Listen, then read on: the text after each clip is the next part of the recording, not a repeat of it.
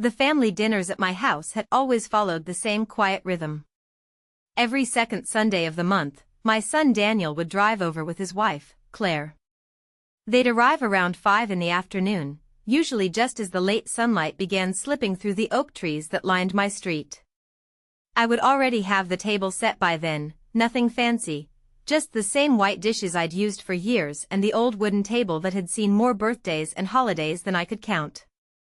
Some people think routine makes life dull. But I've always believed routine is what keeps families together. That particular Sunday evening started no differently.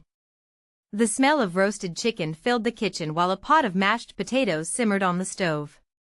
I'd opened the windows to let in the cool spring air, and the curtains moved gently with the breeze. My house was quiet, the way it usually was these days. 7 years had passed since my husband passed away. At first the silence felt unbearable. But over time, I learned to make peace with it. I filled the quiet with small things, gardening in the mornings, walking around the neighborhood, and of course, cooking for my son whenever he visited. At exactly 5:12, I heard Daniel's truck pull into the driveway. Right on time. I wiped my hands on a kitchen towel and walked to the front door just as the doorbell rang. When I opened it, Daniel stood there smiling, holding a small bakery box. "Dessert," he said. "You didn't have to bring anything," I replied, though I took the box anyway. Behind him stood Claire. She wore a soft beige coat and had her dark hair pulled back neatly, the way she often did when they came over. Claire had always been careful about appearances. Even for something as simple as a family dinner, she looked like someone who had just stepped out of a magazine. "Good evening," she said politely. Her voice was warm enough, but there was something about her smile that evening that felt different. Not unfriendly. Just distant. "Come in," I said, stepping aside. They walked into the house, Daniel immediately setting the dessert on the kitchen counter while Claire slowly removed her coat. "Something smells amazing," Daniel said. "Roasted chicken," I replied. "Your favorite." He grinned the same way he used to when he was 10 years old. For a while, everything felt completely normal. We sat down at the table. Plates were passed around. Daniel talked about a project he'd been working on at the construction company, and I asked a few questions the way mothers tend to do. Claire spoke less than usual. She picked at her food, occasionally nodding along to the conversation but rarely adding anything herself. Once or twice I noticed her glancing in my direction, but when our eyes met she quickly looked away. At first, I assumed she might simply be tired. Everyone has those days. But halfway through dinner, I began noticing something else. Claire kept checking the hallway. Specifically, the small doorway that led toward the bathroom. It was subtle. A quick glance here. Another there. Almost as if she were waiting for a moment when she could step away unnoticed. Finally, about 40 minutes into the meal, she placed her fork down gently and smiled toward Daniel. "I think I'm going to freshen up for a second," she said. Daniel nodded without looking up from his plate. "Bathroom's down the hall," he replied automatically, though of course she already knew that. Claire stood from the table and walked toward the hallway. But just as she reached the doorway, she paused. Then she turned slightly. "Could I borrow you for a moment?" she asked, looking directly at me. Her tone was soft. Too soft. Daniel looked up, mildly confused. "Everything okay?" he asked. Claire smiled again. "Of course," she said lightly. "I just wanted to ask your mom something." There was something in her eyes then, something I couldn't quite name. Curiosity tugged at me, but I pushed my chair back and stood anyway. "Excuse me," I said to Daniel. I followed Claire down the quiet hallway toward the bathroom. The house suddenly felt very still. When we reached the end of the hall, Claire turned to face me. The polite smile she'd worn at the table slowly faded, replaced by an expression that was far more serious. She stepped a little closer. Close enough that her voice barely rose above a whisper. "I thought you should hear this from me first," she said. For a brief second, I assumed she might be about to share some kind of family news. Maybe a new job. Maybe a move. But the words that came next froze the air between us. Claire leaned toward me and quietly said, "I'm pregnant with your son's baby." She paused just long enough for the words to settle. Then her eyes met mine, and a faint smile returned to her lips. For a moment, I simply looked at her. The hallway was quiet except for the faint clatter of dishes from the dining room where Daniel was still finishing his meal. The soft yellow light from the bathroom fixture cast a shadow along the wall behind Claire, and her expression remained calm, almost patient. As if she had been waiting a long time to say those words. "I'm pregnant with your son's baby, unless you decide to tell him the truth." The sentence hung in the air between us. Most people, when they hear something like that, might react immediately. They might raise their voice, demand an explanation, or rush back to the table to confront everyone involved. But I've lived long enough to understand something important. The first reaction is rarely the wisest one. So instead, I did nothing. I simply folded my hands lightly in front of me and studied Claire's face. "You'll have to help me understand what you mean," I said quietly. For a brief moment, her confident smile flickered. Just slightly. Then it returned. "Oh, I think you understood perfectly," she replied. Her voice remained soft, almost friendly. But there was a firmness beneath it now, the kind people use when they believe they hold the advantage. "I just thought it would be polite to give you a chance to think about things," she continued. "Think about what?" I asked. Claire leaned one shoulder lightly against the wall, crossing her arms in a relaxed way that didn't quite match the tension in her eyes. "You've always cared about your son," she said. "That hasn't changed." "No," I replied calmly. "It hasn't." She nodded once. "Then you probably wouldn't want to hurt him." The words were carefully chosen. Not loud. Not threatening. But deliberate. From the dining room, Daniel's voice drifted faintly down the hallway. "Everything okay back there?"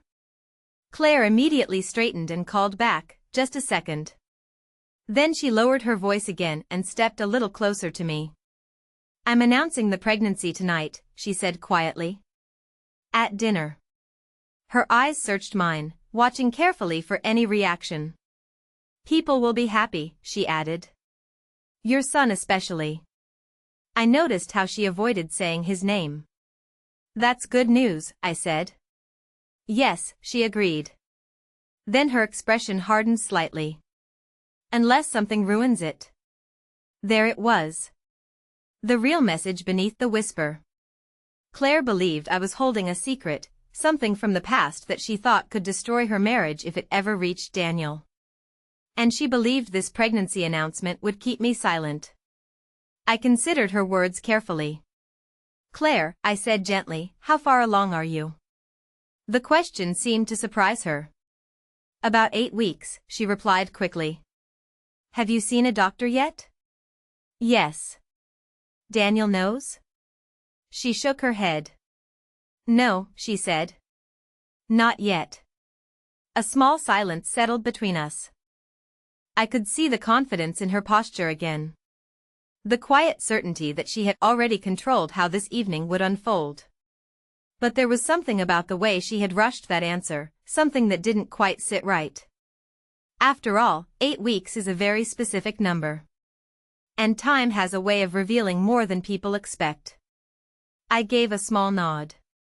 "Well," I said calmly, "that certainly sounds like important news." Claire watched me carefully. "You're not upset?" she asked. "No," I replied. Her eyes narrowed just slightly. Perhaps she had expected anger. Or fear. Or panic. Instead, I simply smiled politely. "Let's not keep Daniel waiting," I said. For a moment she hesitated, clearly unsure whether she had misread me. Then she opened the bathroom door, stepped inside briefly, and returned a few seconds later as if nothing unusual had happened. Together, we walked back down the hallway toward the dining room. Daniel looked up when we entered. "You two okay?" he asked. "Of course," Claire said lightly as she took her seat again. I sat down across from them and reached for my glass of water. Claire picked up her fork again, but I noticed she wasn't eating. She was watching me. Waiting. Because she believed she had just placed the evening firmly in her control. What she didn't know was that the quietest moments in a conversation often revealed the most. And there was something about her story that had already begun to unravel. Daniel poured himself another glass of iced tea, completely unaware of the quiet storm that had just passed through the hallway.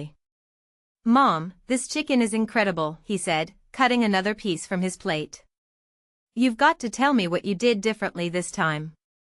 I smiled faintly. "Oh, I've been making the same recipe for 30 years, I replied. "You're just finally appreciating it." He laughed at that, the easy, relaxed kind of laugh that only comes when someone feels completely at home. Claire let out a small chuckle as well, but it sounded slightly delayed, as if she had been somewhere else in her thoughts for a moment. Then she reached for her water glass. Her hands were steady, but I noticed something else. She still hadn't taken a bite of food since we returned to the table. Most people wouldn't have noticed something like that. But when you spend decades cooking for your family, you become very aware of the small details around a dinner table.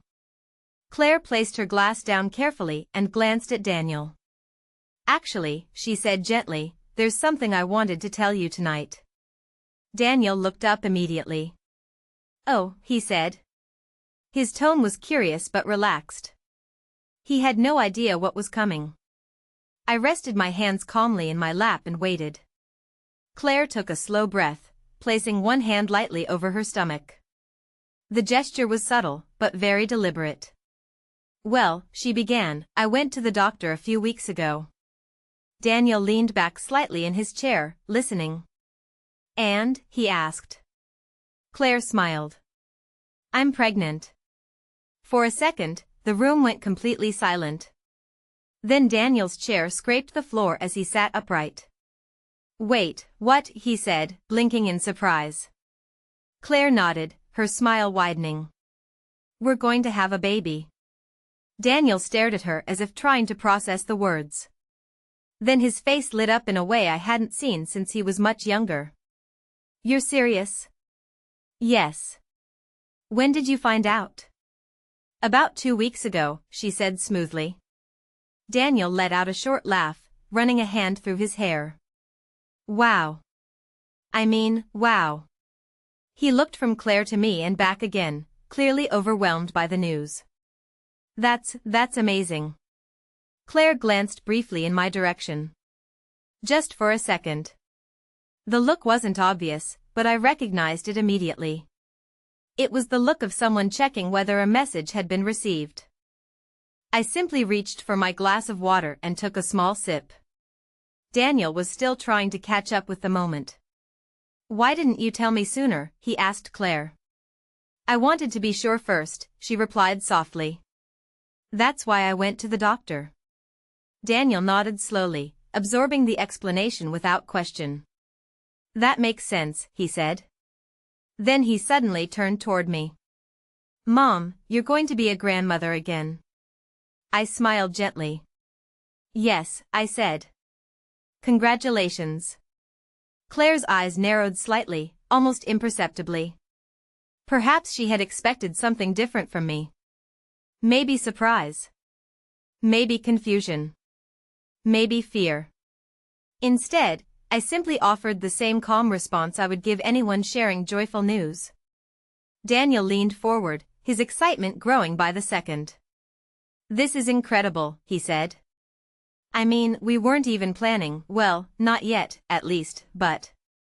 He stopped mid-sentence, clearly trying to organize his thoughts. Claire laughed softly. "Life has its own timing," she said. Daniel reached across the table and took her hand. "Well, I'm happy," he said warmly. Claire squeezed his hand in return. But I noticed something else again. She kept glancing toward me. Watching. waiting. As if she expected something to happen next. Something that would disrupt the moment she had carefully created. But the dinner continued exactly as it had before. Daniel began asking questions about doctor visits and due dates.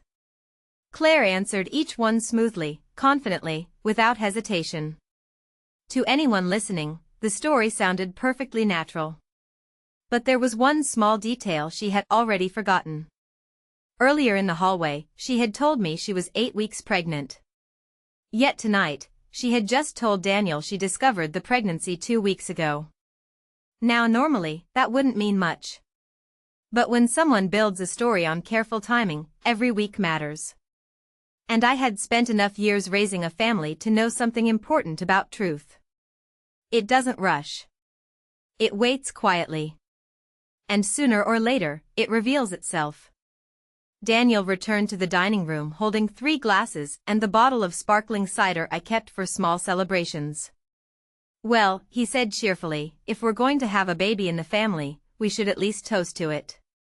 He placed the glasses on the table and twisted open the bottle with an enthusiastic pop. The sound echoed softly through the room, light and harmless, the kind of sound that usually accompanies laughter. Claire quickly rearranged her expression. By the time Daniel turned back toward the table, the pleasant smile had returned to her face. Careful, she said lightly. I can't drink too much of that now. Daniel chuckled. Right, right. Future mom rules. He poured a little into each glass anyway, just a small amount. Don't worry, he said. It's cider. Basically fancy apple juice. Claire nodded politely, though she only touched the glass rather than lifting it. Daniel raised his own glass and looked between us. To family, he said. To family, I repeated. Claire echoed the words softly. The glasses touched together with a gentle clink. For a moment, everything looked exactly the way a happy family dinner should look. A son celebrating unexpected news, a young couple beginning a new chapter, and a mother quietly witnessing it all. But life rarely moves in straight, simple lines. Daniel sat back down and took a sip from his glass. I still can't believe you kept this from me for 2 weeks, he said to Claire, shaking his head with a smile. Claire shrugged slightly. I wanted to be certain first. That must have been hard, he said. A little. Daniel reached across the table again, his hand resting on top of hers. Well, you don't have to carry it alone anymore. She smiled at him, but the warmth in her expression didn't quite reach her eyes. Then Daniel turned toward me again. You remember when you found out you were pregnant with me? He asked. I let out a small laugh. That was a long time ago. Still, he said. What was it like? I thought for a moment. Different, I replied. How so? Well, I said calmly, back then, doctors were very particular about dates. Claire shifted slightly in her chair. Daniel looked curious. Dates? Yes, I said. They always asked very detailed questions. Last appointment, last checkup, when you first noticed something unusual. That sort of thing.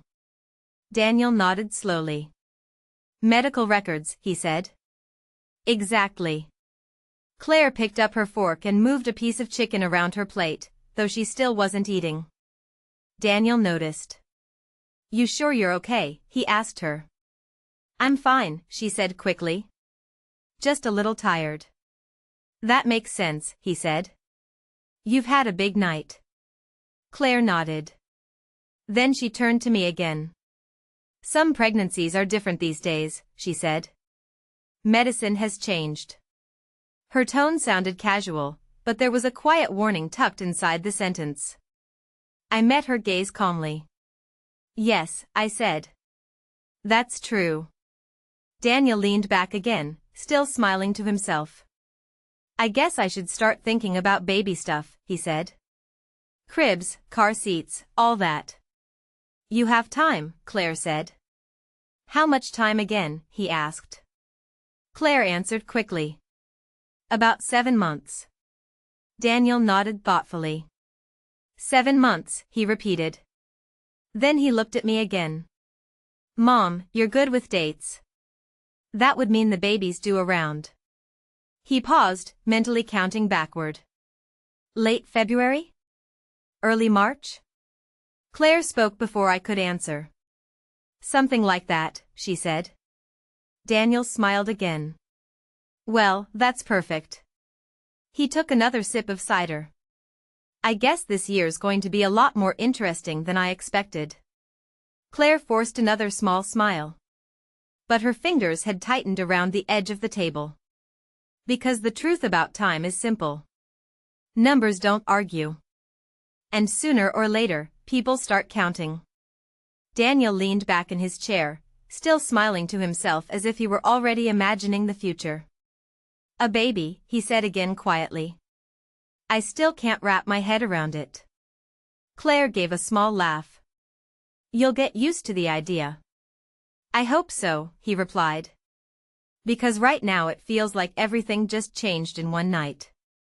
The room felt warm, peaceful on the surface. The kitchen light reflected softly against the window, and outside the evening had already turned dark. But I could still feel the tension Claire kept trying to hide.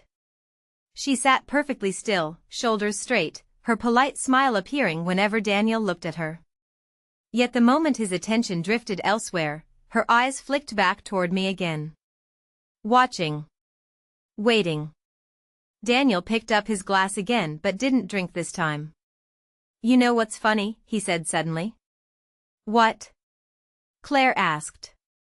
I was just talking to Mark last week at work, Daniel said. His wife is pregnant too. Claire nodded faintly. That's nice.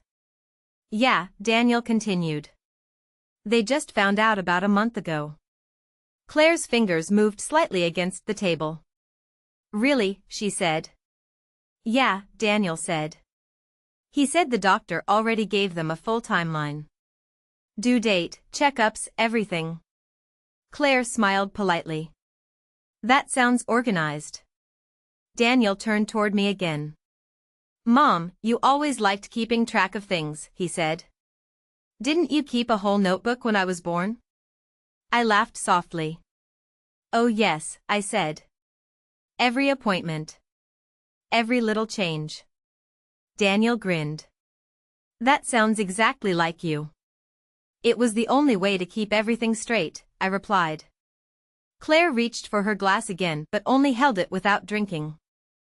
Daniel continued talking, unaware of the quiet pressure building across the table. I guess we'll need to start doing that too, he said to Claire. Appointments, schedules, all that stuff. Claire nodded. Of course. When's your next doctor visit?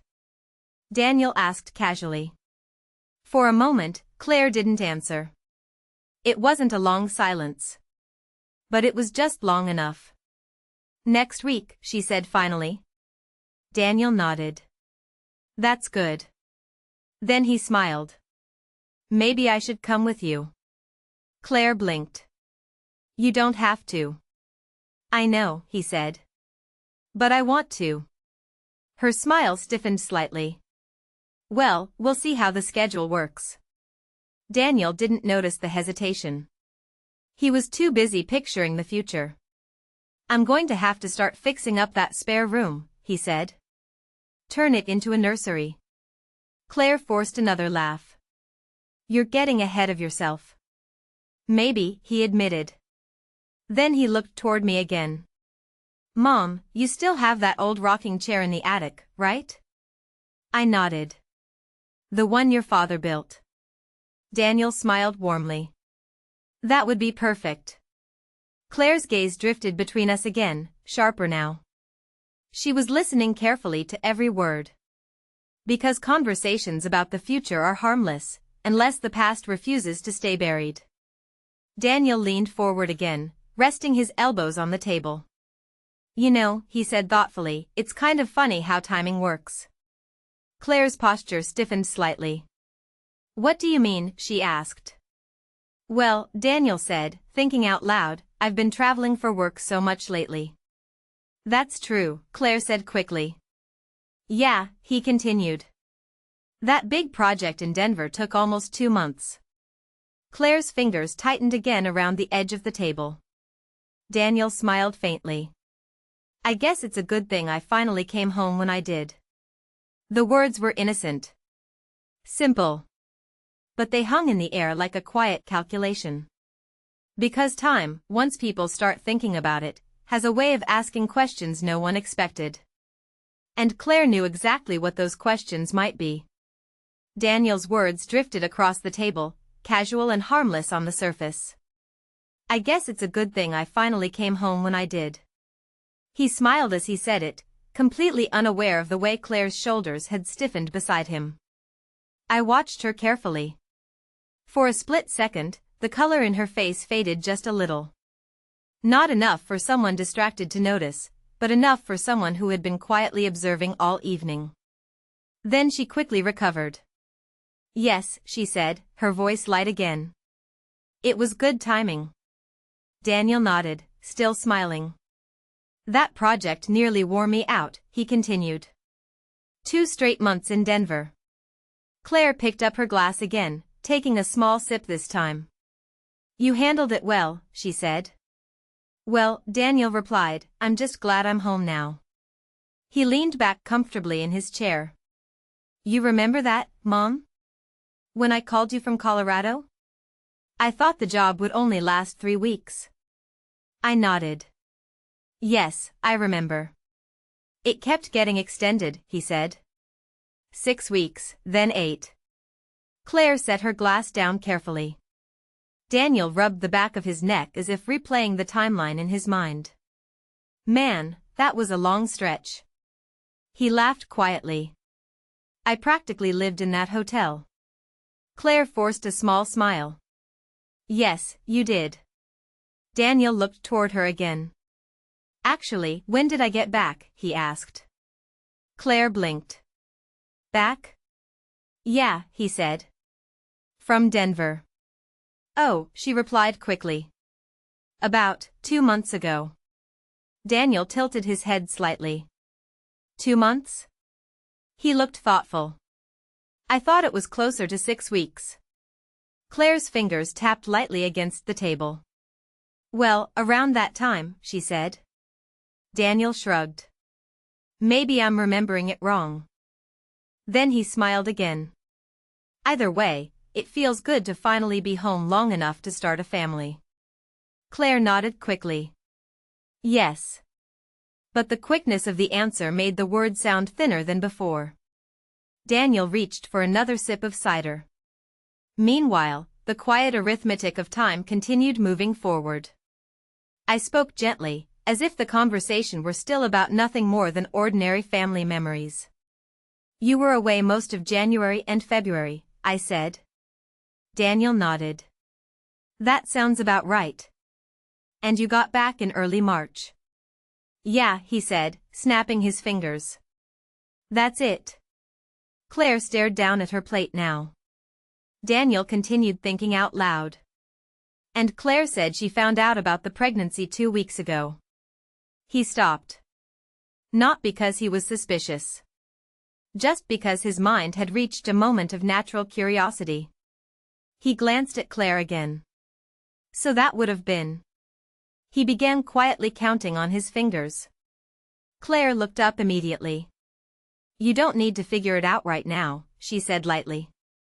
Daniel laughed. You know me. I like understanding things. It's not that complicated, she replied quickly. Daniel smiled. Probably not. But something about the timeline had planted a small question in his mind now. Not a serious one. Not yet. Just the kind of question that appears when pieces of a puzzle don't quite fit together the first time. Daniel leaned back again, still smiling, but a little quieter now. Well, he said after a moment, either way, we've got a lot to plan. Claire nodded. Yes. We do. But her voice no longer carried the same confidence it had earlier that evening. Because the plan she had walked into the house with was simple. Control the story. Control the timing. Control the silence. What she hadn't expected was how easily a few ordinary questions could begin to rearrange the entire evening. Daniel's smile had softened now. The excitement was still there, but it had shifted into something quieter, something more thoughtful. He leaned back in his chair and rubbed his hands together slowly, as if his mind were trying to organize the pieces of a very big idea. "A baby," he said again under his breath. Claire nodded politely beside him, though she had barely touched the food on her plate. I reached for my glass and took a small sip of water, allowing the silence to stretch just a little longer. Sometimes people reveal more when no one rushes to fill the space. Finally Daniel spoke again. "Well," he said, glancing between us, "I guess we should start thinking about practical things." Claire lifted her head slightly. "Like what?" "Doctor appointments, for starters," he replied. "I want to be there for those." Claire hesitated for a moment before answering. "That's not really necessary." Daniel laughed softly. "Maybe not necessary, but I'd like to go." She forced a smile. "We'll see how the schedule works." Daniel nodded, though his expression suggested he had already decided. Then he turned toward me again. "Mom, you remember how careful the doctors were when you were pregnant, right?" I nodded gently. "Very careful." "What kind of things did they check first?" "Well," I said thoughtfully, "they usually started with the basics. Blood work, early exams, and confirming the timeline."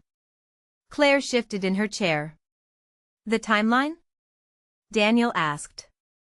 "Yes," I said. "Doctors like to know when everything began. It helps them track the baby's development." Daniel nodded slowly. "That makes sense." Claire picked up her napkin and folded it neatly in her lap. "Every pregnancy is a little different," she said calmly. "That's true," I agreed. Daniel tapped his fingers lightly against the table as if he were still running numbers in his head. "You said the doctor confirmed it a couple of weeks ago, right?" he asked Claire. "Yes." "And you're about 8 weeks along?" Claire blinked.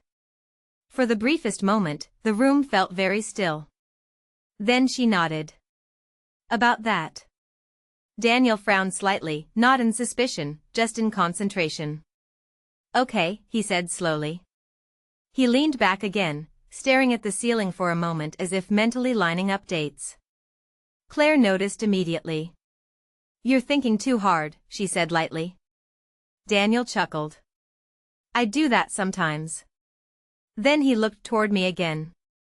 "Mom, when someone's 8 weeks pregnant, that means the pregnancy started about 2 months earlier, right?" I kept my voice calm. "Roughly, yes." Daniel nodded again. 2 months. He repeated the words quietly. Claire's fingers tightened around the edge of the napkin. Daniel continued thinking aloud. "So if you're 8 weeks now." He stopped again. Not because he had reached a conclusion, but because something in his mind had just brushed against a memory. He turned back toward Claire. "Wait," he said gently. "When did I get back from Denver again?" Claire answered quickly. "Early March." Daniel nodded slowly. "Right." Then he tilted his head. "But that was only about 6 weeks ago." Claire didn't respond. Daniel smiled awkwardly. "Maybe I'm mixing up the dates." Claire quickly seized the moment. "Yes," she said. "You probably are." Daniel exhaled softly. "Yeah, maybe." But even as he said it, the easy confidence in his voice had begun to fade. Because once a person begins thinking about time, the mind has a difficult time letting the question go. And across the table, Claire knew exactly what kind of question was beginning to form. Daniel sat quietly for a moment after that. Not long. Just long enough for the cheerful mood of the evening to soften into something more thoughtful. He rubbed his hands together slowly, then glanced down at the table as if replaying the conversation in his mind. Claire noticed it immediately. You're doing that thing again, she said lightly. What thing? Daniel asked. Overthinking. Daniel laughed under his breath. Maybe. He looked at her with a small smile, but there was curiosity behind it now. I just like understanding timelines, he said. You know that.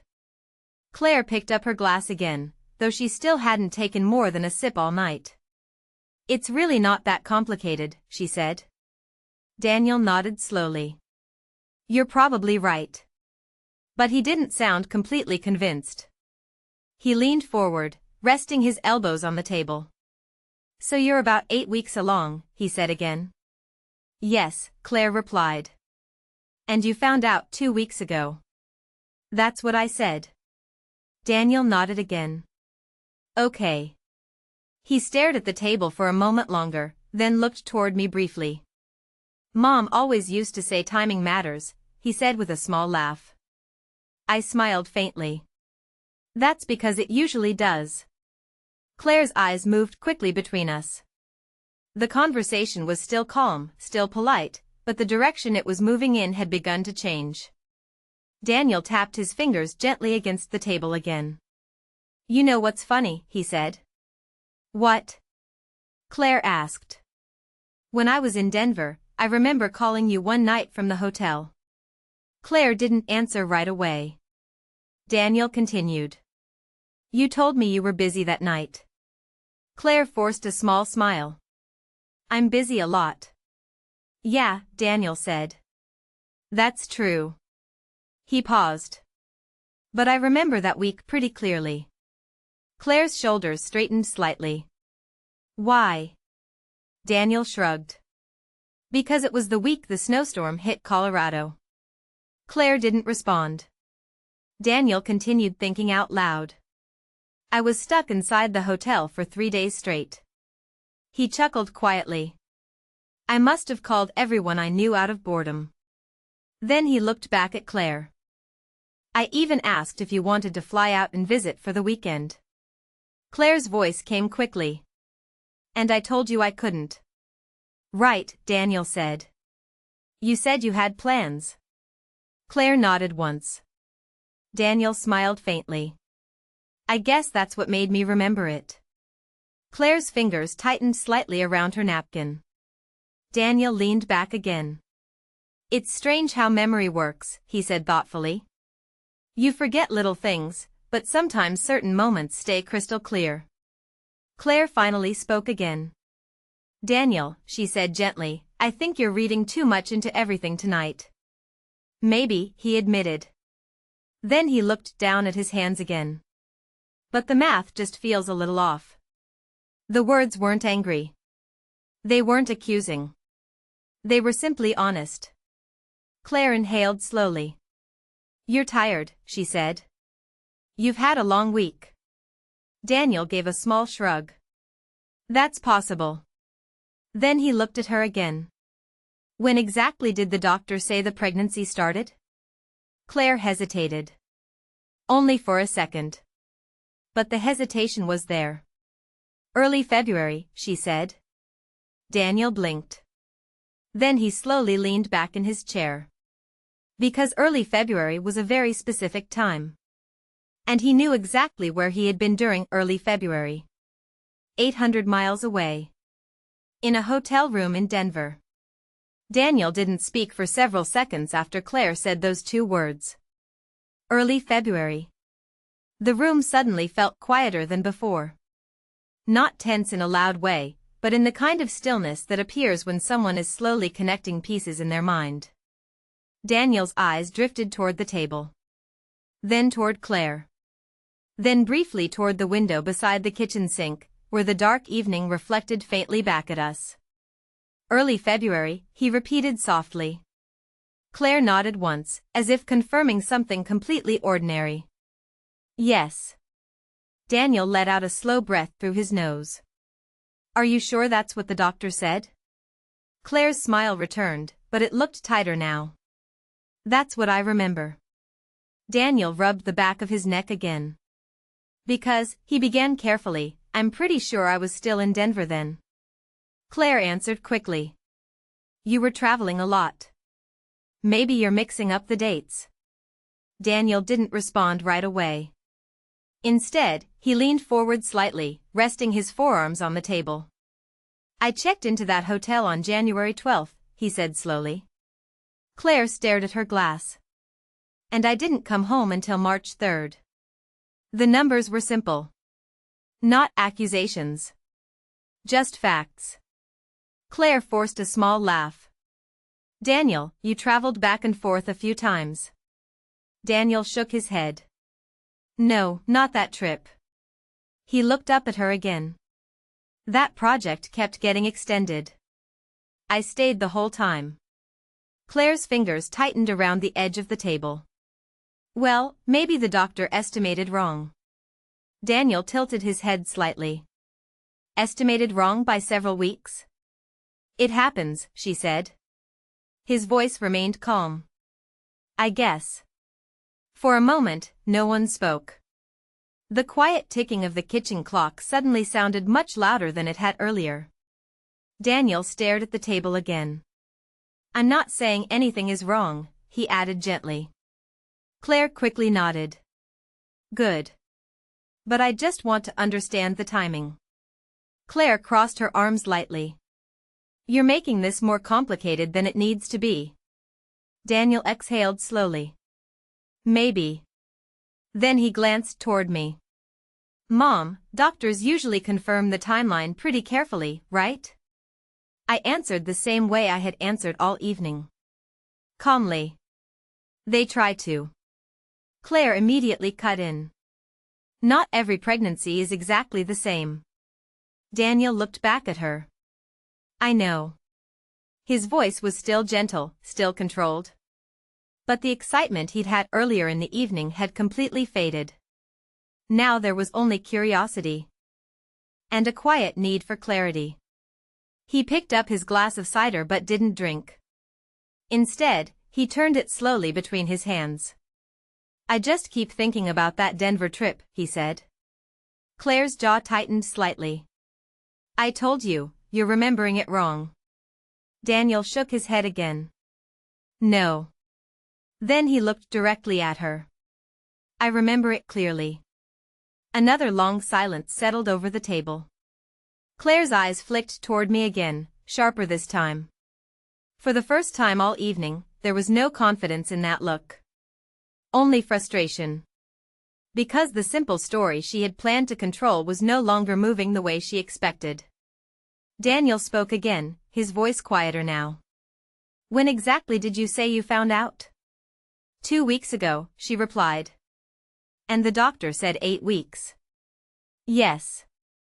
Daniel nodded slowly. Then he leaned back in his chair. For a long moment, he simply stared at the ceiling. When he finally spoke again, his voice was calm. But the question had changed. Claire, he said carefully. Are you absolutely sure the doctor said early February? Daniel's question hung quietly in the air. Claire, are you absolutely sure the doctor said early February? For a long moment, no one moved. Claire's eyes stayed fixed on the table, her fingers resting against the edge of her napkin as if she had suddenly forgotten what to do with them. The kitchen clock ticked once. Then again. Finally, she lifted her head. I told you what the doctor said, she replied. Her voice sounded steady, but it carried a stiffness that hadn't been there earlier. Daniel watched her carefully. I'm not trying to argue, he said calmly. Then why do you keep asking, she replied. The question came a little sharper than before. Daniel leaned back in his chair. Because the timeline doesn't match what I remember. Claire exhaled slowly through her nose. Memory isn't perfect, Daniel. No, he agreed. But calendars usually are. He reached into his pocket and pulled out his phone. Claire's shoulders immediately tightened. What are you doing? She asked. Just checking something. Daniel opened his calendar and scrolled back through the months. The glow from the screen reflected faintly across the table. I kept all my travel dates in here, he explained. Claire looked away. Daniel continued scrolling quietly. January 12th, flew to Denver, he read aloud. February 1st, stay, still on site. He moved his thumb again. February 10th, still there. Claire's foot began tapping lightly beneath the table. Daniel kept going. February 18th, snowstorm delay. He stopped scrolling and looked up. That's the week I told you about, he said. Claire didn't answer. Daniel continued. March 3rd, flight home. The phone screen dimmed as he lowered it slowly. So, he said quietly, if the doctor thinks the pregnancy started in early February? He didn't finish the sentence. He didn't need to. Claire suddenly pushed her chair back a few inches. This is ridiculous, she said. Her voice had lost the careful calm she'd been maintaining all evening. You're turning good news into an interrogation. Daniel shook his head. No. Then what are you doing? I'm asking a question. Claire stood up from the table. You don't trust me, she said. Daniel looked genuinely surprised. That's not what I said. It's exactly what you're implying. She grabbed her purse from the back of her chair. We should go, she said quickly. Daniel frowned. Go? We just got here. I'm tired, she replied. You said that already. Claire avoided his eyes. Daniel remained seated, his voice still calm but firmer now. Claire, please sit down. She didn't move. Instead, she looked at me for the first time since the conversation had shifted. Her expression was different now. The confidence from earlier in the evening had completely disappeared. In its place was something closer to frustration, maybe even a little fear. For several seconds, no one spoke. Then Daniel said something very quietly. Claire, there's an easy way to clear this up. She didn't respond. He gestured gently toward her purse. The doctor's paperwork. Claire's jaw tightened. You probably have it in there, right? Her fingers gripped the strap of the purse. Daniel's voice remained soft. If the timeline is right, then there's nothing to worry about. Another long silence filled the room. Finally, Claire looked down at the floor. And for the first time all evening, she didn't have an answer ready. Claire stood beside the table, her purse still clutched tightly in her hand. The room felt very different now from the warm, cheerful dinner we had started earlier that evening. The plates were still on the table, the glasses half full of cider, but the excitement that had once filled the space had faded into something quieter. Daniel remained seated, his hands resting calmly in front of him. He wasn't angry. He wasn't shouting. He was simply waiting. Claire, he said gently, if the paperwork is in your bag, we can look at it together. Claire stared at the floor. For several seconds, she didn't move at all. Then she slowly shook her head. I didn't bring it, she said. Daniel nodded once. Okay. His voice stayed calm, but the hope that had been in it earlier was gone. That's fine, he continued. We can look at it later.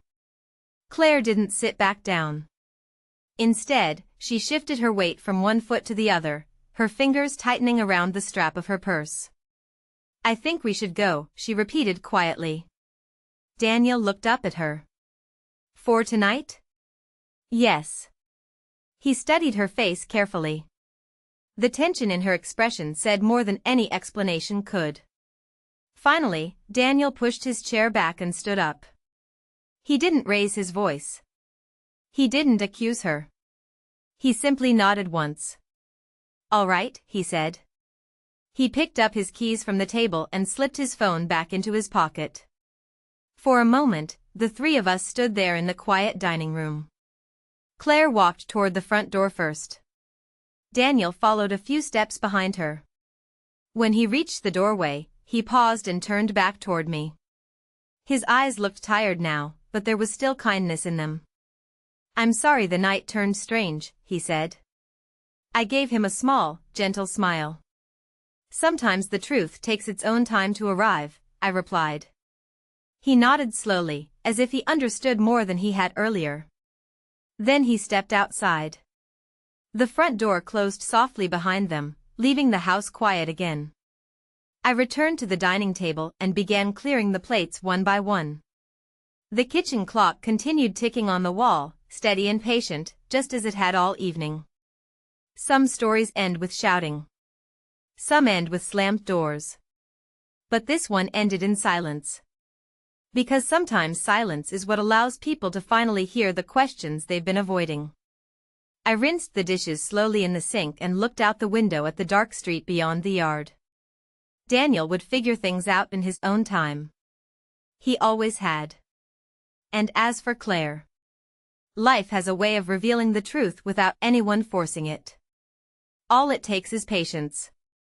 And the quiet courage to ask one simple question at the right moment. And whatever secret Claire thought she was holding over me no longer mattered.